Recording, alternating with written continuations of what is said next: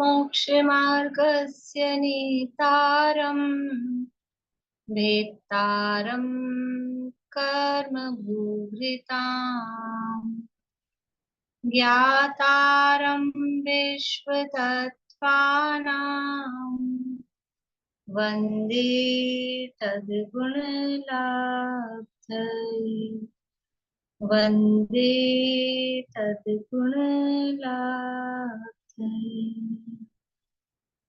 मोक्षमार्ग के नेता एवं कर्म पर्वतों के भेदक और विश्व के सब तत्वों के ज्ञायक चेतन संवेदा सद्गुण आप समान प्राप्त हो यही भावना भाग करते विनय पूर्वक करूं वंदना बारंबार जिनेश्वर देव बारंबार जिनेश्वर देव। तत्वार्थ सूत्र नामक महाशास्त्र है आचार्य प्रवर उमा स्वामी द्वारा रचित।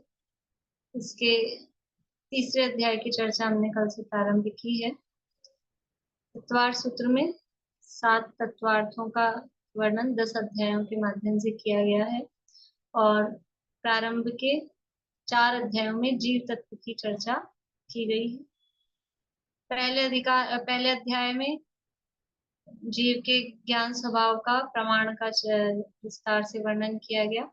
जानने के उपायों के संबंध में मोक्ष मार्ग क्या है वो चर्चा की। फिर दूसरे अध्याय से जीव का वर्णन प्रारंभ किया, संसारी जीव का वर्णन प्रमुखता से किया।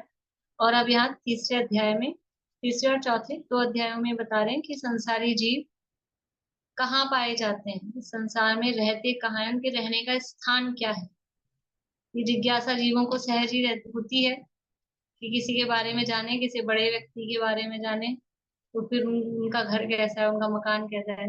हमको यदि भी मौका मिले कि हम राष्ट्रपति भवन देखाएं, राष्ट्रपति कहाँ रहते हैं, कि प्रधानमंत्री कहाँ रहते हैं, तो रहती है जिज्ञासा कि हाँ देखें कहाँ रहते हैं, कहाँ सोते हैं, कहाँ उठते हैं, कहाँ बैठते हैं। तो ऐसा ये जीव संसार में कहाँ रहते हैं, ये जिज्ञासा सहज ही शिष्य को हुई, तो आचार्य उसका वर्णन यहाँ पर कर रहे हैं। सूत्र अभी प्रारंभ हमने किया नहीं है, पहले लोक का सामान्य स्वरूप हम देख रहे हैं। लेकिन एक बार मैं सूत्र का पाठ करना आपको बता देती हूँ ताकि आप लोग याद कर सकें जो लोग नए हैं। तो पहला सूत्र बोलते हैं। अभी सबसे तो नहीं बुलवाऊंगी, अभी केवल मैं बोल रही हूँ, फिर जैसा समय होगा उसके हिसाब से देख लेंगे। रिपीट कर देना। रत्न शर्करा वालुका पंक धूम तमो महातमः प्रभा भूमयो। बोलो। रत्न शर्करा बालुका पंक धूम तमो महातमः प्रभा भूमयो घनाम्बु वाताकाश प्रतिष्ठा सप्ताधोधः। घनाम्बु वाताकाश प्रतिष्ठः सप्ताधोदः। रत्न शर्करा वालुका पंक धूम तमो महातमः प्रभा भूमयो घनाम्बु वाताकाश प्रतिष्ठा सप्ताधोधः। रत्न शर्करा बालुका पंक धूम तमो महातमः प्रभा भूमयो घनाम्बु वाताकाश प्रतिष्ठः सप्ताधोदः। ठीक है, सूत्र का अर्थ भी अपन बाद में ही करेंगे। फिर तब बस केवल अभी बोलना बताया है कि याद कर सके आप लोग, प्रोनाउंसिएशन देख लें इसके लिए। कल हमारी चर्चा चली थी, हमने देखा था लोक का सामान्य स्वरूप। लोक किसे कहते हैं, लोक किसे कहते हैं?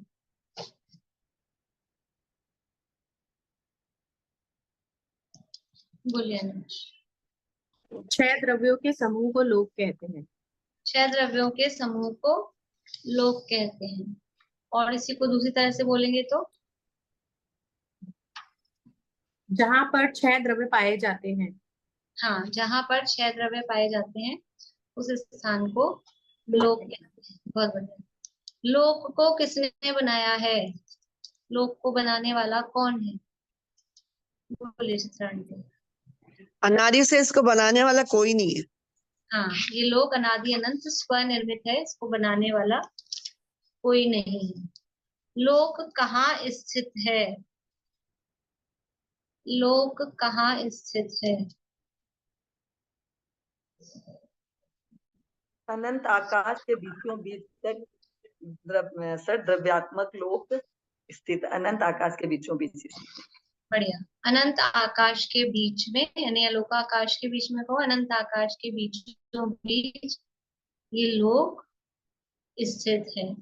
ये लोक किसके आधार से वहां पर टिका हुआ है? किस आधार पर लोक टिका हुआ है?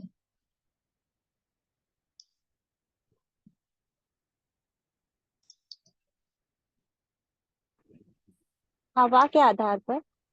हवा के आधार पर ये लोक टिका हुआ है। किस हवा के आधार पर टिका हुआ है? कौन सी हवा में इतनी दम है? किस हवा की इतनी हिम्मत है, इतनी ताकत है, इस लोक को टिकाए रखी है? बोलिए अलका जी। 3 वात वलय है, धनोदय वात वलय, धन वात वलय और तनु वात वलय। हाँ, घनोदधी वात वलय, घन वात वलय और तनु तनु वात वात वलय। ये 3 वात वलय हैं, हवा के घेरे हैं। इनके आधार पर ये लोक टिका हुआ है। घनोदधी वात वलय किसे कहते हैं? बोलिए अर्चना जी। घना पानी और घनी वायु का घेरा है। हाँ, जहाँ घना पानी और घनी वायु है, उसका जो घेरा है उसको घनोदधी, घन उदधी, घनी वायु और घना पानी, यानी वाष्प जिसे कहते हैं, वाष्प होती है ना पानी भरी हुई, जो ऐसे होते हैं, वो उसका जो घेरा है उसे घनोदधी वात वलय कहते हैं। घन वात वलय किसे कहते हैं? घन वात वलय किसे कहते हैं? ठोस वायु का घेरा। हाँ, ठोस घनी वायु का जो घेरा है उसे घन वात वलय कहते हैं। तनु वात वलय किसे कहते हैं? तनु वात वलय किसे कहते हैं? जहाँ हल्की हवा का घेरा है। हाँ, हल्की पतली हवा का जो घेरा है उसे हाँ, तो तनु इनके वात वलय। कलर्स भी होते हैं क्या इनके, मतलब? हाँ, कलर्स होते हैं, अभी बता दूं कलर्स। इस तरह से ये लोग सब ओर से पूरी तरफ से ऐसे ऐसे हमें इमेजिन करें, ये बीच में जैसे ये अनंत आकाश है, बीच में लटका हुआ है, तो सब तरफ से ये हवा से घिरा हुआ है। बाहर से तो है ही, अंदर भी बीच बीच में ये वात वलय पृथ्वियों के नीचे, जहां जहां पृथ्वियां हैं, अपन चर्चा जब करेंगे तब देखेंगे, सब जगह से ये घिरा हुआ है। और ये वात वलयों की मोटाई, कितने कितने मोटे वात वलय हैं, तो लोक में एक सी मोटाई नहीं है, हर तरफ इसकी मोटाई अलग अलग है। वो सारी नाप तोल वगैरह वहां दी हुई है। अभी हम देखते हैं ये वात वलयों का रंग, हवा का कलर होता है क्या? हवा का कलर होता है क्या? हवा का रंग देखा है? देखो ये इसलिए अब यहाँ जो ये चर्चाएं चल रही है ना, ये हमको मतलब बातें ऐसी हैं कि अब लगेगी कल्पना से बाहर, कि हमने कभी पढ़ी नहीं, सुनी नहीं, सोची नहीं। इतनी बड़ी बड़ी नाप बताएंगे, इतने लंबे चौड़े चीजें बताएंगे, हमको लगेगा इतना भी कुछ होता है क्या। लेकिन ये सोचकर प्रश्न चिन्ह नहीं लगाना, बल्कि ये सब पढ़ के बहुमान आना चाहिए भगवान का, आचार्यों का, कि कितनी बारीक बारीक बातें हैं, कैसी कैसी बातें उन्होंने अपने ज्ञान में जानी है और हमें बताई है। हवा का कलर होता है, हमने तो देखा नहीं, हमको हवा ही नहीं दिखती, बस वो फील होती है। आंख से दिखती है क्या हवा? आंख से दिखती है नहीं, फील में आती है, गर्म लग रही है, ठंडी लग रही है, जो भी लग रही है वो फील में आती है। फिर उसका रंग, कि रंग होता है, क्योंकि जितनी भी पुद्गल होते हैं, सब पुद्गलों में स्पर्श रस गंध वर्ण ये पाया ही जाता है। अभी हवा क्या है?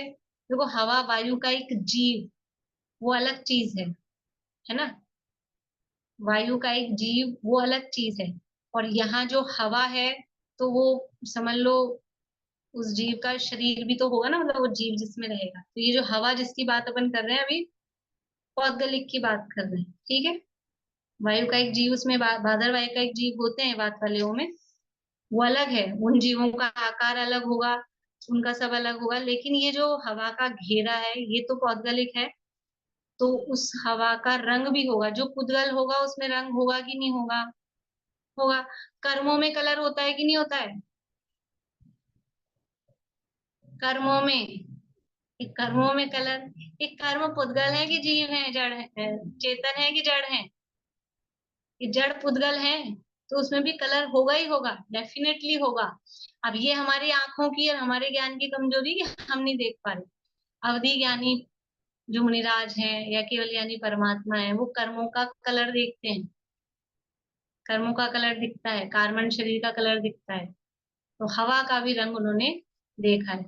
ये कर्णान योग की, ये प्योर कर्णान योग है। कर्णान योग मतलब जिसमें लोक की रचना का वर्णन जहाँ किया जाता है वो कहलाता है कर्णान योग। जिनवाणी 4 अनुयोगों में विभाजित है, सुना होगा आप लोगों ने।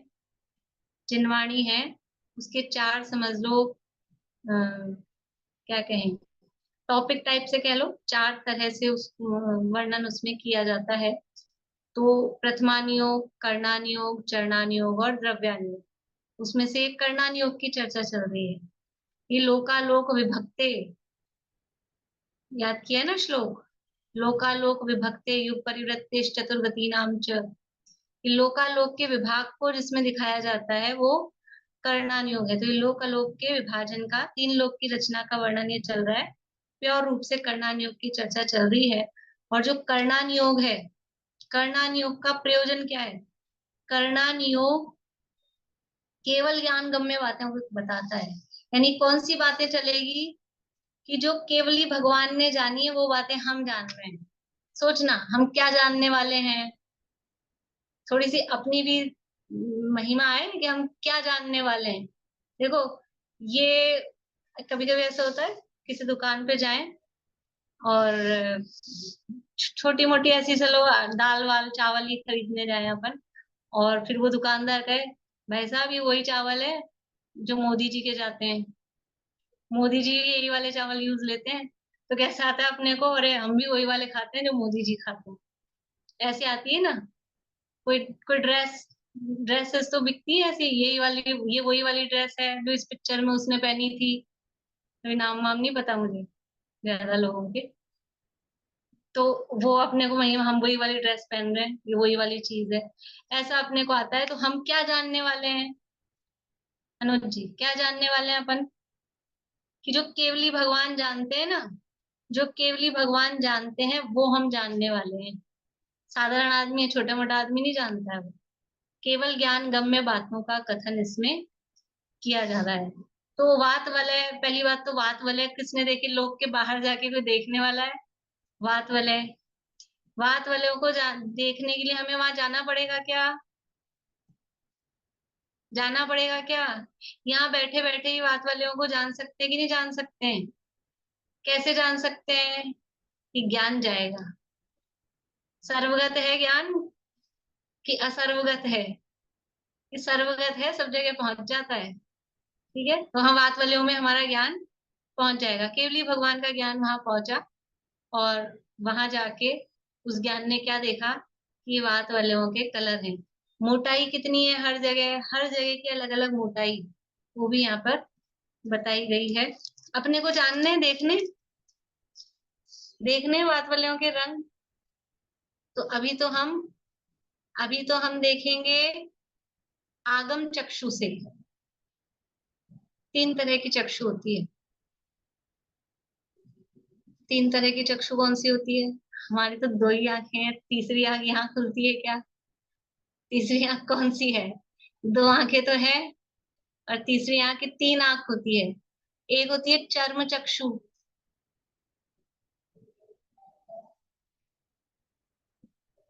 चार कर लीजिए, चार चार भी कर सकते हैं अपन उसको। चार तरह की चक्षु है। एक तो चर्म चक्षु जो हमारी है, ये कौन सी है? चर्म चक्षु, चमड़े की आंख, शरीर की जो आंखें हैं, ये चर्म चक्षु। संसारी जीव है, मिथ्या दृष्टि संसारी जीव, वो चर्म चक्षु है। दूसरी होती है अवधि चक्षु। अवधि चक्षु,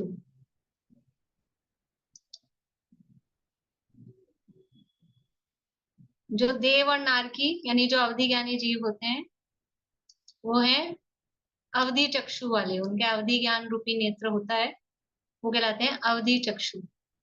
प्रवचन सार जी में गाथा है, मैं अपने मन से नहीं बोल रही, मूल गाथा है प्रवचन सार में। चर्म चक्षु संसारी जीव चर्म चक्षु वाले हैं, मिथ्या दृष्टि जीव। और देव और नारकी जिनको अवधि ज्ञान होता ही है, वो अवधि चक्षु वाले हैं। फिर तीसरा है आगम चक्षु। आगम चक्षु, वहां तो दिया जो मुनिराज हैं, साधु हैं, वो आगम चक्षु वाले हैं, यानी आगम के माध्यम से, जिनवाणी के माध्यम से जो जानते हैं, वो कहलाते हैं आगम चक्षु। और चौथे हैं सर्वतः चक्षु, या केवल चक्षु भी कह सकते हैं। दीदी अवधि चक्षु में नहीं आएंगे ये मुनिराज? नहीं, वहां देव नारकियों को लिया, बाकी जो भी अवधि ज्ञानी है वो भी होंगे, लेकिन उसमें मुनिराजों को फिर आगम चक्षु के अंतर्गत लिया, आगम चक्षु साहु ऐसा करके। फोर्थ है सर्वतः चक्षु या केवल चक्षु। वो कौन होंगे? केवली परमात्मा, अनंत सिद्ध भगवान, वो सर्वतः चक्षु या केवल चक्षु है। तो हमारे पास कौन कौन सी चक्षु है इनमें से? सर्वतः चक्षु है, हम केवल ज्ञानी है? नहीं है। अवधि चक्षु है, अवधि ज्ञानी है कि? वो भी नहीं है। अब बची चर्म चक्षु और आगम चक्षु। तो चर्म चक्षु वो तो है ही, चर्म चक्षु तो है ही, लेकिन उससे क्या?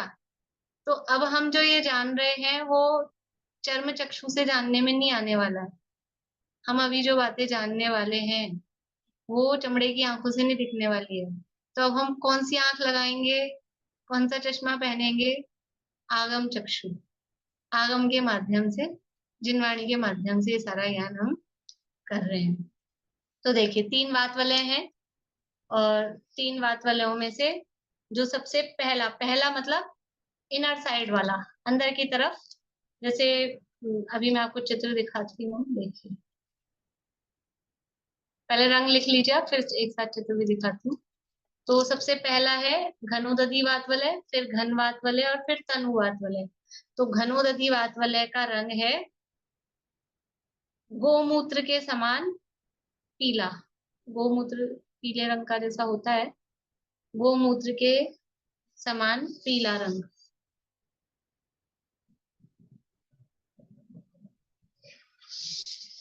फिर घन वात वलय का रंग है मूंग के समान। मूंग कौन से कलर, वहां ये शब्द ही है, मूंग के समान वर्ण वाला, गोमूत्र के समान वर्ण वाला। तो मूंग कौन से कलर का होता है? ग्रीन कलर का होता है ना मूंग, मगध मूंग जो भी बोलते हैं, वो हरे रंग का। और तनु वात वलय वो है, वो विविध वर्णों वाला है, अनेक प्रकार के रंगों वाला, वो तनु वात वलय है। देखिए ये 3D चित्र बनाए हैं हमारे अमन जी शास्त्री हैं, स्मारक में वार्डन है, उन्होंने ये 3D चित्र बनाए हैं। ये आपको लोग बाहर से ऐसा दिखेगा, बाहर से देखेंगे तो लोग इस तरह का दिखता है।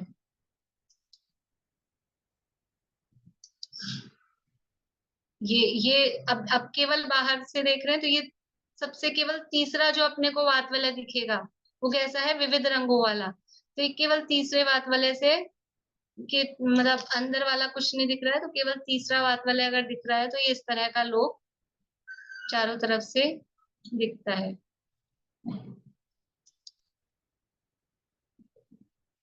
ये अंदर से लोग इस तरह का है। तो ये इसमें वात वलय आप देख रहे हैं, थोड़ा इसमें कम दिख रहे हैं। देखिए वात वलय के लिए दूसरा चित्र दिखाती हूँ आपको।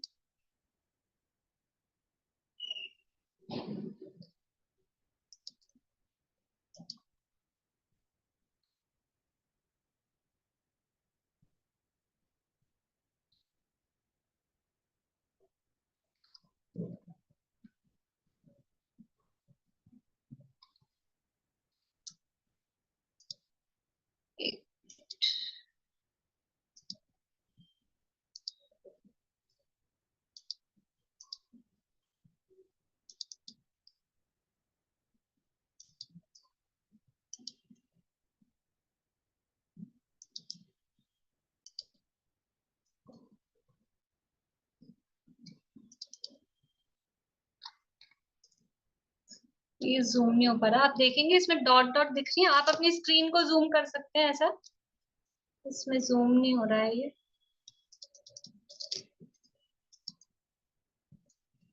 तो इसमें ऐसे डॉट डॉट वाली लाइंस दिखाई हैं, ये वात वलय के लिए।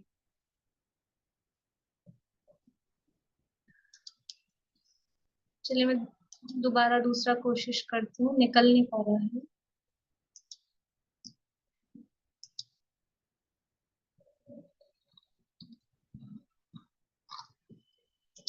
चलिए जाने दीजिए, अभी है मेरे को।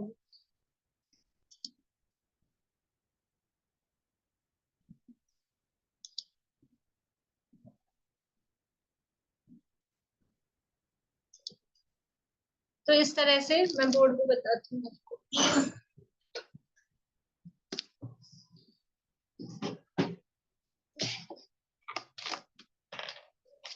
लोक की रचना तो आप लोगों ने देखी ही होगी, ये लोक है, जो उसका आकार कैसा है वो भी अभी अपन चर्चा करेंगे। इस तरह से ये लोक का आकार होता है।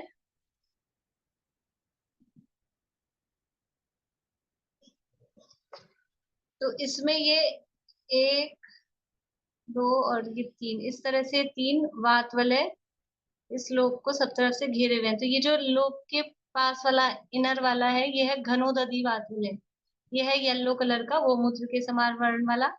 फिर जो बीच वाला है घन वात वलय, वो है मूंग के वर्ण का, ग्रीन कलर का।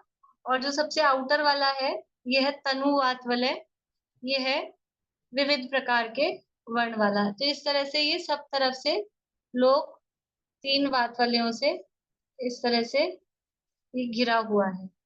ठीक है, बोलिए आशा। ये चारों तरफ से घिरा हुआ है या यूं चौकोर सब तरफ से लिपटा हुआ है जिसके सब अंदर तरफ रखना से, है? नीचे ऊपर इधर उधर सब तरफ से। मतलब अभी ये ये जो वाला एक चित्र देखा था ना अभी अपन हाँ, ने, इसीलिए मेरे को लगा, हाँ उसमें पूरा सब चित्र को तरफ से देख के ही दिखा है। मुझे लगा। मैं अब हाँ, तक तो चारों तरफ ही समझ रही थी। नहीं नहीं, सब तरफ से घिरा हुआ है। हाँ, देखिए मैं दोबारा निकालते हैं जैसे अभी। बॉक्स टाइप होता है कि सब तरफ से घिरा हुआ है बात बल्ले से पूरा। हाँ, सब हाँ, तरफ से पूरा। अब ये चित्र देख के लगा मुझे। पहले हाँ, मैं बाहर ही समझती थी कि बाहर है उसी में टिका हुआ है। नहीं नहीं ऐसा नहीं अब है, ये तक तो देखिए यही था कि बाहर चारों तरफ लगे हुए हैं तो उसमें टिका ये हुआ है ऐसे बीच में। हाँ। ये वाला जो देखा ना, ये हाँ। इस तरह से, हम्म। इस तरह से पूरा सब तरफ से ये एकदम, इसलिए बाहर बाहर से दो लोग को देखेंगे तो कैसा दिखेगा, हाँ। फिर अंदर से देखेंगे तो कैसा दिखेगा, अंदर से ऐसा दिखेगा। लोग का फ्रंट व्यू जब हम देखते हैं तो अलग अलग तरह से लोग के व्यू दिखाए गए हैं। ये जो अभी यहाँ बनाया है, ये केवल फ्रंट व्यू है, सामने से देखेंगे वन डायमेंशनल, मतलब एक सिंगल, इसमें केवल लंबाई चौड़ाई इसमें दिख रही है, तो ये ऐसा दिखेगा। और उसको साइड से देखेंगे तो कैसा दिखेगा, अलग अलग तरीके से इसके चित्र बनाए हैं। देखिए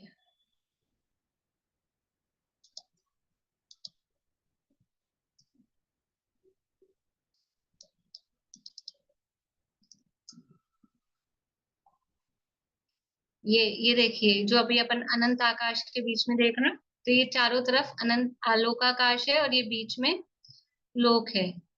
फिर साइड से देखेंगे अगर, तो ये लोक इस तरह का दिखेगा, ये तो फ्रंट व्यू है, और अंदर इसके डेप्थ भी है, मोटाई भी है। लोक में अकेली लंबाई और चौड़ाई ही नहीं है, गहराई भी है, डेप्थ भी है। तो ये 3D इस तरफ से देखेंगे, 3 डायमेंशनल, तो ये इस तरह का दिखेगा। और ये त्रस्ताड़ी, ये फ्रंट में देखते हैं तो यहाँ दिखती है, एक्चुअल में ये कहाँ है, वो यहाँ है, भी अपन करेंगे चर्चा। और ये लोक के ऐसा बीच में सेंटर में है। तो इस तरह से ये लोक की रचना है। भी ख्याल में आए कि अपन चर्चा करेंगे तो धीरे धीरे। बोलिए रूपम जी। हवा तो आउटर में है ना सारी, वो हाँ, लग ऐसा रहा है कि वो कंप्लीट ऐसा ही है, मतलब नहीं अब जो वो अनेक चित्र रंगों वाला है। अनेक, भाई वो बाहर, तो अगर बाहर जाके देखेंगे, आलोक में पहुंच गए अगर अपन, और फिर फोटो लेंगे लोक का, तो केवल वो तनुवात वाला ही तो दिखेगा। फोटो लेंगे तो केवल तनुवात वाला आएगी बाहर से। हाँ। जैसे समझ लीजिए कि ये है, ये लोक है, और ये तनुवात वाला लिपट गया इस पे। अब आप फोटो लो, तब आप इसका फोटो लोगे तो क्या आएगा, यही आएगा ना बस। तो अब तो इसके अंदर हवा, ये तनुवात वाला भी है, फिर ये घनोदधि वात वाला भी है, और घनवात वाला भी है, घनोदधि वात वाला भी है, फिर ये अंदर लोक भी है, फिर और भी सब है वो है, लेकिन केवल बाहर से फोटो लेंगे तो वो ही आएगा। ठीक है। ये जो वात वलय है, ये बाहर तो सब जगह से घेरे हुए है ही, अंदर अभी पृथ्वियों की चर्चा अपन करेंगे, जो पहला सूत्र है, उन पृथ्वियों के नीचे भी वो पृथ्वियां भी कैसे टिकी हुई हैं, वो भी वात वलयों के आधार पर है। तो वात वलय लोक में अंदर भी हैं, लेकिन ये बाहर तो पूरे कवर किए हुए है ही, सब तरफ से वात वलय है ही। बोली रेणु जी। नहीं मैम, यही बात अभी आपने बात कहा ना, वही पूछ रही थी कि वो स्वर्ग में भी नरक में सब जगह बात फैला है अंदर अंदर। सब जगह वो अपन जैसे जैसे देखेंगे रचनाएं, वैसे वैसे आगे देखेंगे उसको। इसका मतलब इम्प्रेशन ये हुआ कि तीन तरह के हवा के कपड़ों में लिपटा हुआ, जैसे 3 लेयर वाले कपड़े में कोई चीज लिपटी हुई, वैसा कपड़ा हाँ ऐसा लपटा हुआ है ऐसे है ना? ये हुआ ना, जैसे 3 लेयर तरह है, के 3 लेयर है, हवा की भी 3 तनु लेयर है। तनु और घनोदधि और घन, ऐसे 3 लेयर के कपड़े में जैसे हो लिपटी हुई कोई चीज, वैसे हाँ हाँ हवा में। हाँ। हम तो आज तक में तो भारी समझे। दीदी इसको आलू का काश में बोलेंगे ना ये? किसको? ये तीनों बात वाले आलू का काश में आएंगे, आलू का काश में आएंगे? तीनों वात वलय लोक में आएंगे। वात वलय है ना, मतलब 3 वात वलय तक, ये जो तनु वात वलय है यहाँ तक लोक है, बिल्कुल लास्ट तक। ये लोकाकाश में है। हाँ, अलोकाकाश में तो पूरा लोक है ही बीच, अलोकाकाश के बीच में, लेकिन ये वात वलय को किस में इंक्लूड करेंगे हम, अलोकाकाश में कि लोकाकाश में? हाँ। लोकाकाश में। लोकाकाश। वात वलय तक लोक है, वात वलय लोक में इंक्लूडेड है। क्यों है, उसका लॉजिक ये है कि लोक किसे कहते हैं कि जहां 6 द्रव्य पाए जा रहे हैं, आकाश सहित बाकी 5 द्रव्य और पाए जा रहे हैं। तो ये वात वलय है, ये कोई द्रव्य है कि नहीं है? द्रव्य मतलब पर्याय है, लेकिन किसी द्रव्य की। तो अभी हमने देखा इसका कलर है, कलर है मीन्स उद्गल है, और वैसे देखा जाए वात वलय है तो इसमें वायु का एक जीव है, तो वो जीव भी है, मतलब ये द्रव्य है, जीव उद्गल द्रव्य यहाँ पाए जा रहे हैं, तो इसलिए ये लोक के अंदर है। और फिर उसमें जो भी परिणमन हो रहा है काल द्रव्य, तो यहाँ तक लोक है, तनुवात वलय तक, और उसके बाहर फिर अलोक है। ठीक है, बोलिए। ये अलोकाकाश में भी आकाश द्रव तो है ना? आकाश द्रव्य, जहाँ अकेला आकाश है उसको बोलते हैं अलोक, और जहाँ आकाश के अलावा बाकी के 5 द्रव्य भी हैं वो कहलाएगा लोक। लोक। ठीक है, तो आकाश के अलावा एक भी द्रव्य एक्स्ट्रा पाया जा रहा है, एक भी मतलब अकेला एक कोई पाया नहीं जाएगा, लेकिन अपन कल्पना करें तो वो लोक में आएगा।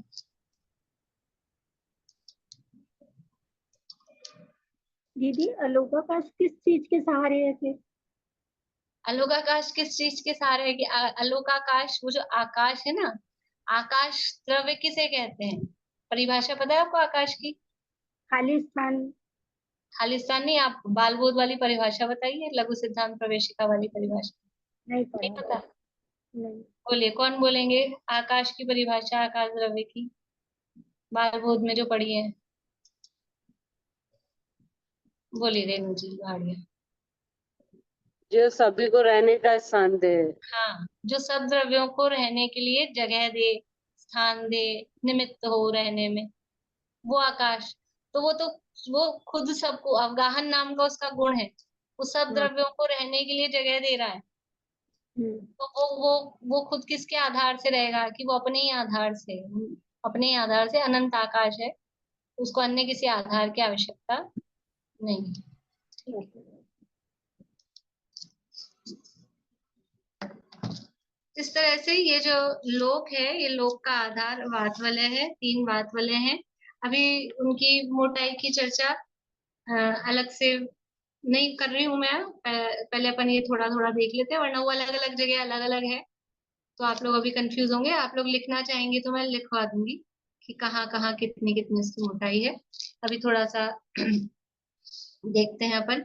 अब ये लोक का जो ऊंचे मतलब एरिया है वो हम देखते हैं कि लोक कितना ऊंचा है।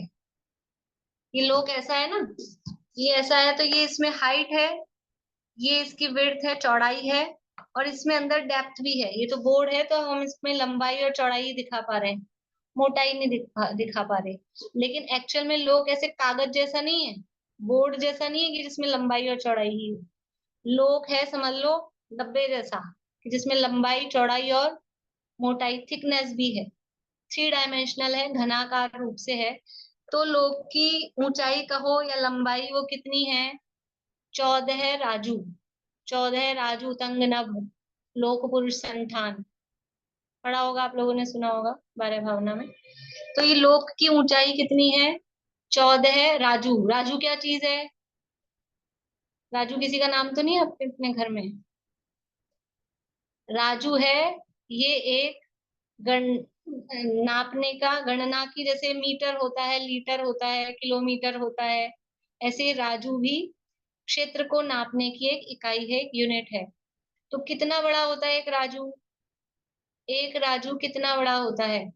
असंख्यात योजनों का एक राजू होता है, असंख्यात योजनों का।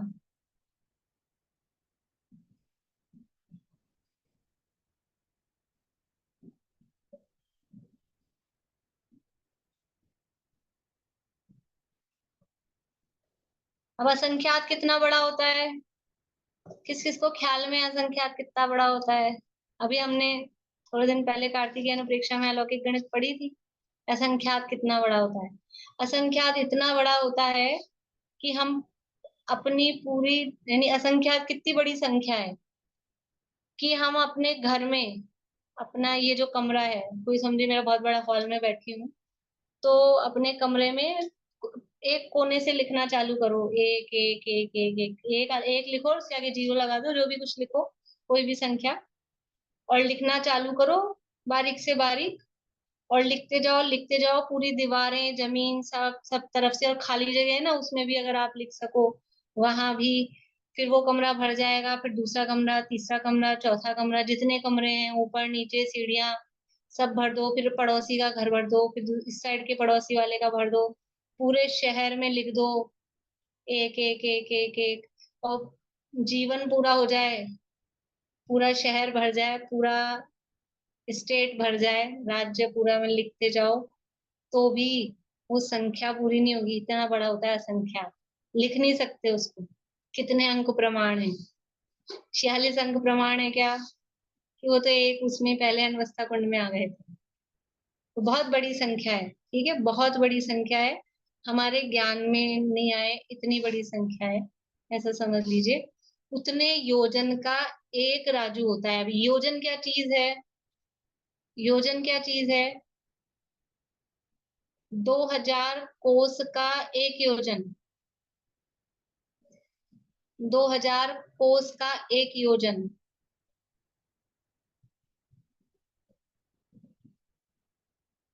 ये याद रखना थोड़ा सा कि जितनी भी अकृत्रिम रचनाएं हैं उसमें योजन कितना लिया जाएगा, 2000 कोस का एक योजन। जो भी अकृत्रिम रचनाएं हैं उसमें ये, इसको बोलते हैं प्रमाण योजन, या अपने शब्दों में कहें बड़ा वाला योजन, 2000 कोस का। और एक कोस इज इक्वल्स टू लगभग अप्रोक्सीमेट 3 किलोमीटर। 3 किलोमीटर से थोड़ा ज्यादा होता है लेकिन अपन कम भी लो, 3 किलोमीटर। एक कोस 3 किलोमीटर के लगभग, पूरा पूरा नहीं है, थोड़ा ज्यादा ही है, लेकिन लगभग 3 किलोमीटर। तो एक योजन कितना किलोमीटर हो गया, कितना किलोमीटर हो गया?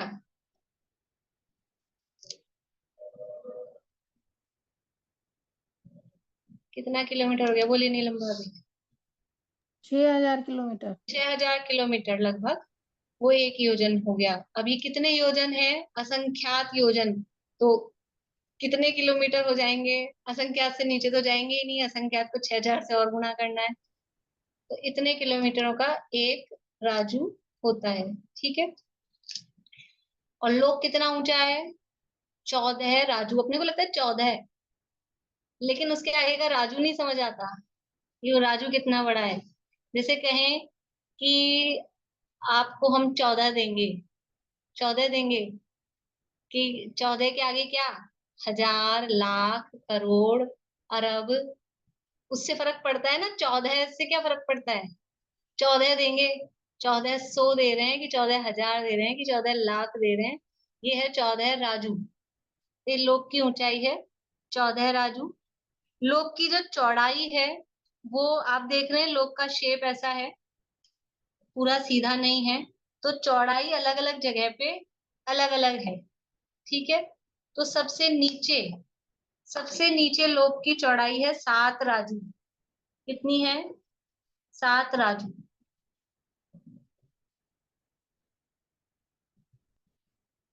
सबसे नीचे अधोलोक के अंत में लोक की चौड़ाई है 7 राजू।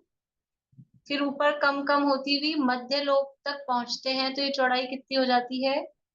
1 राजू। या यहाँ पर आ जाता है मध्य लोक, तो मध्य लोक तक पहुंचने पर ये चौड़ाई है 1 राजू। फिर वापस ये चौड़ाई बढ़ती जाती है, और ये जो जगह आती है, यहाँ है 5वां स्वर्ग।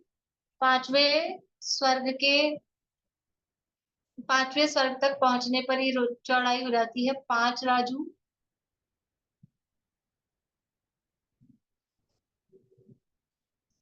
और वापस ये कम होती हुई लोक के अंत में हो जाती है 1 राजू।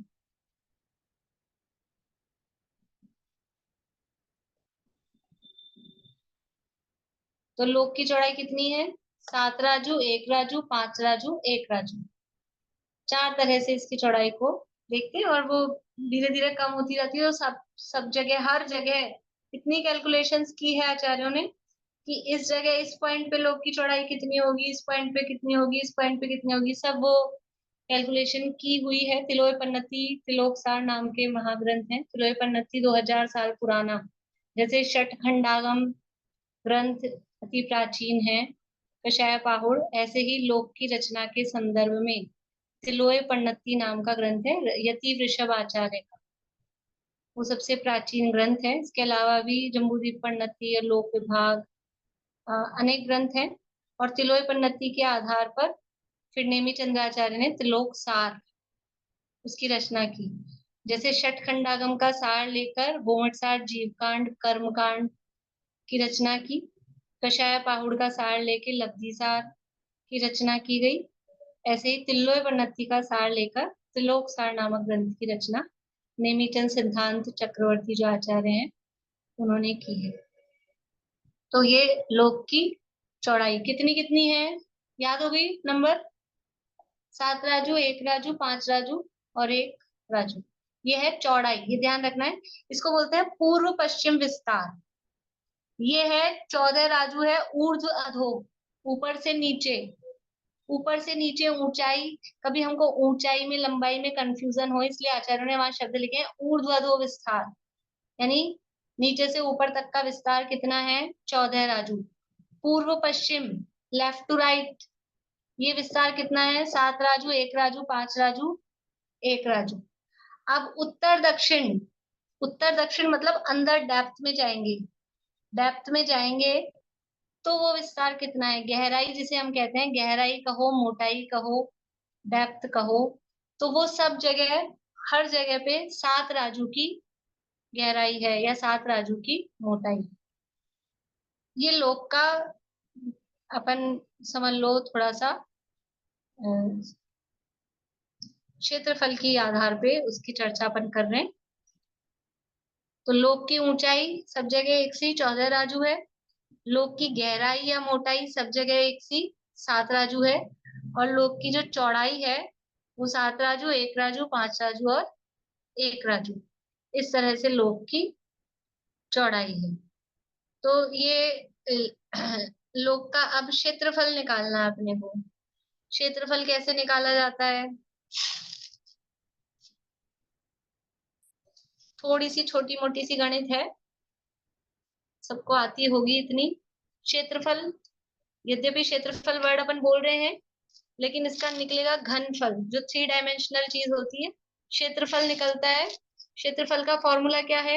एरिया, लंबाई गुना चौड़ाई, लंबाई इंटू चौड़ाई, वो एरिया क्षेत्रफल निकलता है। यहाँ पर क्या है? लंबाई भी है, चौड़ाई भी है और मोटाई भी है, 3 चीजें हैं ना। तो लंबाई चौड़ाई मोटाई इन तीनों को गुणा करने पर जो निकलता है वो कहलाता है घनफल। वो क्या निकल के आएगा? घनफल। तो लोक का घनफल हमको देखना है। लोक की लंबाई कितनी है? लंबाई है 14 राजू, ठीक है। चौड़ाई कितनी है? चौड़ाई तो अलग अलग है, 7 करें कि 5 करें कि 1 करें, क्या करें, चौड़ाई को अभी छोड़ते हैं। मोटाई कितनी है? मोटाई सब जगह 7 राजू है, ठीक है। अब चौड़ाई के लिए क्या करें? तो चौड़ाई के लिए हम जैसे लोगों के लिए सिंपल मैथ्स बताई है आचार्य ने, कठिन वाली भी है लेकिन कठिन वाली करेंगे दिमाग लगाने वाले, अभी अपन तो सिंपल तरीके से करें। तो एवरेज मेथड उसके लिए उन्होंने यूज लिया है। एवरेज मेथड का क्या मतलब है कि लोग की जो चौड़ाई है, सबसे नीचे है 7 राजू, फिर उसके ऊपर 1 राजू, फिर उसके ऊपर 5 राजू, फिर उसके ऊपर 7 राजू। तो एवरेज निकालते हैं। एवरेज का मतलब है कि जितनी अलग अलग संख्याएं हैं उन सबको प्लस करो और जितनी बार हमने प्लस किया है उन संख्याओं को उसका भाग लगा दो, वो कहलाता है एवरेज। तो 1 2 3 4, 4 बार जोड़ रहे हैं अपन, तो इसको 4 से डिवाइड कर दो। 7 राजू, 1 राजू, 5 राजू, 7 लिख दिया क्या ये मैंने? 1 राजू, ठीक है। ये 4 संख्याओं को जोड़ रहे हैं ना हम, तो 4 का भाग लगाएंगे। तो जोड़े इसको, 7 और 1 8, 8 और 5 13 और 1 14/4 कितना आएगा? बिना कैलकुलेटर के कर लीजिए इतना सा काम। 3.5। 3.5 क्या आया? मीटर, किलोमीटर, योजन, राजू, राजू में ही है ना संख्या। 3.5 राजू। ये लोग का चौड़ाई, एवरेज चौड़ाई निकाल ली हमने, अलग अलग थी तो एवरेज चौड़ाई आ गई है 3.5 राजू। अब अपना जो फॉर्मूला था, लंबाई गुना चौड़ाई गुना मोटाई। लंबाई 14 राजू, चौड़ाई में कर लिया हमने 3.5 और मोटाई है 7 राजू, ठीक है। अब इनको गुणा कर लें। तो इसको सिंप्लीफाई करने के लिए ये भी हम कर सकते हैं। 3.5 को हम क्या लिख सकते हैं? 7/2 ये भी लिख सकते हैं अगर सिंपल करना हो। हाँ, मैनुअल करना हो तो, नहीं तो कैलकुलेटर से तो ऐसे भी कर लेंगे। तो फिर 2 से 2 डिवाइड कर देंगे तो 7 7 7 यहाँ बचेगा। तो कर लीजिए आप लोग जैसे भी करें। क्या आंसर आ रहा है? सबको करना है ये।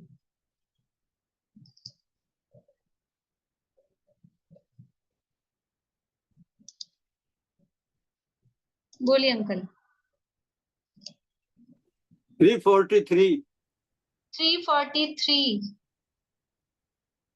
343 घन राजू, क्योंकि घनफल निकाल रहे हैं और राजू में सारी संख्याएं थी, तो 343 घन राजू। ये आंसर आ रहा है कि नहीं आ रहा है सबका? 14 राजू गुणा 3.5 राजू गुणा 7 राजू। तो इसको हाथ से करने के लिए मैं ऐसा बता रही थी। 14 गुणा 3.5 को हम 7/2 लिख सकते हैं। 7/2 3.5 होता है और इसको 7, तो ये 2 से ये कट गया तो 7 7 49 और फिर 49 को 7 से गुणा कर दो तो वो ही आएगा 343। या फिर ये सीधा सीधा कर लो, जैसे भी करना हो। तो 343 घन राजू ये लोक का घनफल है। लोक का पूरा एरिया, कितना बड़ा लोक है? लोक है 343 घन राजू प्रमाण, ये पूरा लोक है, ठीक है। तो इस तरह से ये, इसमें देखिए, इसमें निकाला भी छोटा है, ये देखिए यहाँ दिख रहा है आपको, ये 7 राजू और ये ऊंचाई बताइए 3.5 यहाँ से 3.5, ये तो 14 राजू पूरी, फिर ये चौड़ाई है 1 राजू ऊपर 5 राजू यहाँ, 1 राजू यहाँ, 7 राजू यहाँ। और ये गहराई, गहराई देख पा रहे हैं आप लोग इसमें, इस तरह से अंदर डेप्थ है। तो ये गहराई भी 7 राजू है, 14 राजू ऊंचाई है। और ये एवरेज लगा के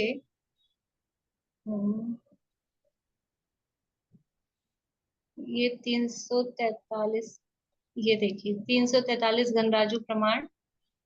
ये अपन अलग अलग किया है इन्होंने, ऊर्ध्वलोक का, अधोलोक का। अपन देख लेंगे जैसे आप लोग का इंटरेस्ट होगा अलग अलग करने में ज्यादा। तो देखिए वात वाले देख पा रहे हैं इसमें, ये चित्र दिखाई दे रहा है आप लोगों को। तो ये पहला जो वात वाला येलो कलर का दिख रहा है, ये मतलब इन्होंने इसको जैसे अलग निकाल के दिखाया अपने को। ये पहला है, ये गोमूत्र के वर्ण का घनोदरी वात वाला है, ये लोक से एकदम चिपका हुआ है। फिर ये दूसरा मूंग के वर्ण वाला, ये इस तरह से पूरा घेरा घन वात वलय का। और ये फिर बाहर विचित्र अनेक प्रकार के रंगों वाला ये तनु वात वलय। इस तरह से 3 वात वलय। और ये यहाँ मोटाई भी अलग अलग बता रखी है कि यहाँ पर कितने योजन मोटाई है, फिर यहाँ पर कितने योजन मोटाई है। ये अलग अलग जगह पर इसकी मोटाई अलग अलग है। इस तरह से ये लोक का स्वरूप है। बहुत विस्तार है, बहुत सारी बातें हैं। अभी हम जितनी बार भी इसको पढ़ें तो हर बार मतलब ऐसा नहीं है कि पूरा हो जाएगा, कुछ ना कुछ उसमें नया होता है। लेकिन हम लोग अपने को याद रह जाए, अपने को समझ में आ जाए, और कुछ लोगों को उकताहट भी नहीं हो, उस हिसाब से उतनी ही गणित करेंगे। बहुत ज्यादा गणित नहीं करेंगे। आज कहीं आप लोगों को ऐसा लग रहा हो कि मैथ्स की क्लास चल रही है क्या, तो मैथ्स की क्लास नहीं चलेगी। बस थोड़ी सी ये थोड़ा बहुत जो सामान्य सा है, उतनी सी ये चर्चा अपन करेंगे। उसके बाद में अब कल हम देखेंगे लोक के अंदर लोक का विभाजन, कितने प्रकार के लोक होते हैं, वो अपन चर्चा कल करेंगे। अभी किसी को कुछ पूछना हो तो पूछ लीजिए, बाकी फिर कल करेंगे चर्चा। कोई प्रश्न है किसी को?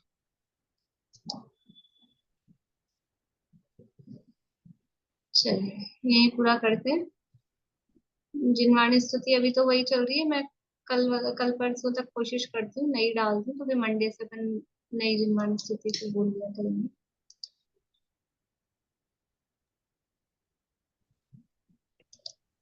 विनाशी भाव जीवन की, आज ममता तजी झूठी, रहे चाहे अभी जाए, सहज जीवन हमारा है। नहीं परवाह अब जग की, नहीं है चाह शिव पद की, अहो परिपूर्ण निष्प्रह ज्ञानमय जीवन हमारा है। अहो चैतन्य आनंद में सहज जीवन हमारा है।